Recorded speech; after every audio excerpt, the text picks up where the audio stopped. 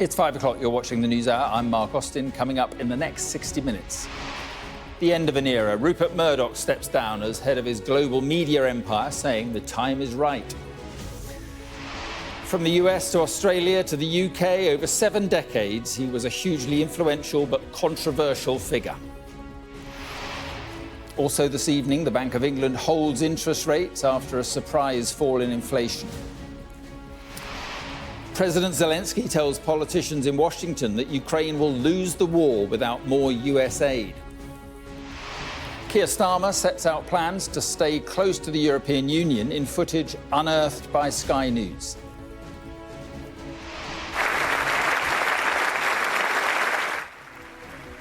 And a standing ovation for King Charles as he addresses climate change and Ukraine in his speech to the French Senate.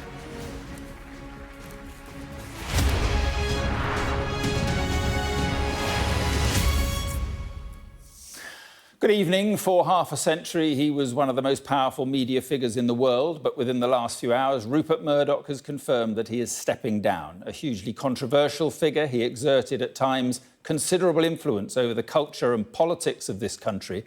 Now, after the phone hacking scandal here and a damaging lawsuit in the United States, he's decided at the age of 92 that he is quitting as chairman of Fox and News Corp, saying the time was right.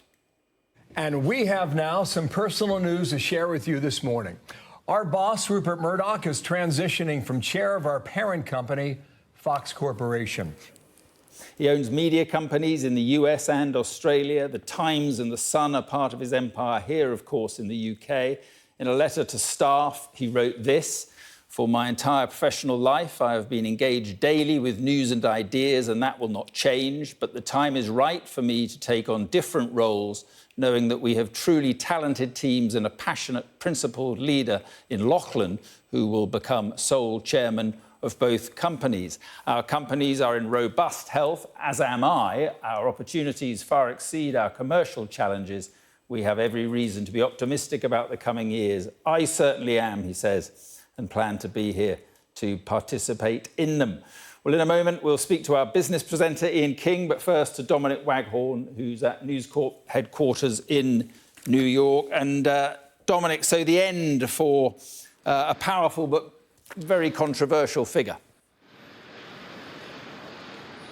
Yeah, a figure, a man who right from the very beginning was a disruptor and an iconoclast, someone who took on authority and government and combined that with a passion for making money. And those really were the guiding lights and principles for Rupert Murdoch from the beginning in Australia, then when he moved to Fleet Street in London, taking over the Times and tabloid newspapers.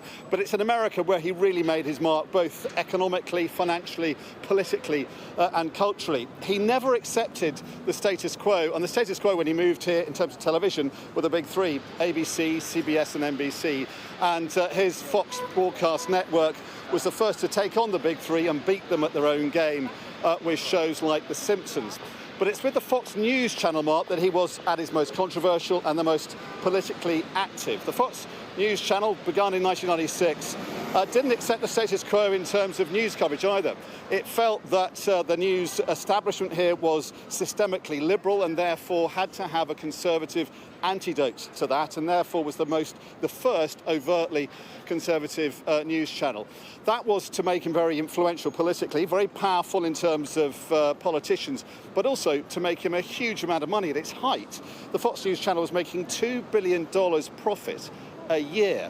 But then in recent years, arguably it went too far in supporting Donald Trump's increasingly dishonest claims, and that has cost the Fox News channel a lot of money, $787 million paid out in a defamation lawsuit due to claims it made inaccurately about the 2020 election. So in terms, I think, looking back on that extraordinary career, Mark, in terms of how Americans are reacting, it kind of depends on how you come down on which side politically. On the Liberal side, there are those who are saying good riddance. Thank God he's moving on. He has been described as a malign influence who has undermined Western democracy. On the right, though, Conservatives are paying him a huge amount of tribute and a lot of accolades tonight, and marking what they say has been an extraordinarily important career in American politics and broadcasting. OK, Dominic, thank you very much. Let's talk to Ian King. So, Ian, put this career and this business empire in perspective for us.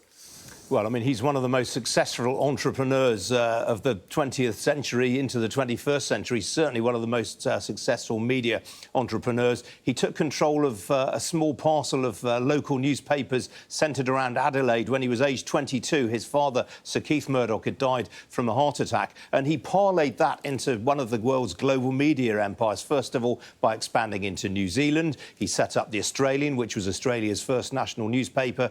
He then bought the News of the World in the UK in 1968, followed that up with The Sun the following year, relaunched The Sun into the paper that we know today. It became the biggest selling newspaper in the UK, generated vast amounts of cash, and it was with that cash that he was able to do other things. He was able to buy 20th Century Fox in the 1980s because of that, and the cash from that also enabled him to set up Sky, the parent of Sky News, of course, which has been the most valuable British company created from scratch in the last 3 decades, sold obviously to Comcast at the end of 2018 for some £30 billion.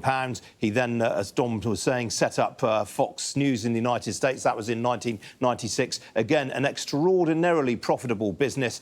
Together, even now, the two businesses, Fox and News Corp, are worth some 25 billion US dollars. They were worth an awful lot more than that. Rupert Murdoch, in probably the deal of his career, sold many of his crown jewel assets, the filmed entertainment assets of 20th Century Fox. He sold those to Disney at the end of 2017 for some $72 billion.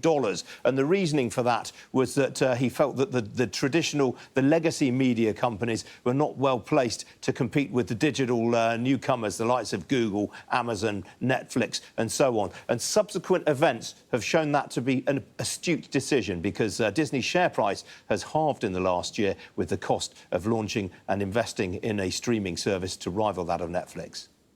OK, Ian and Dominic over there in New York, thank you both very much indeed. And by the way, coming up at 6:30, I'll be speaking to the Murdoch biographer, Michael Wolff, whose very timely book, The Fall, The End of the Murdoch Empire, is published next week.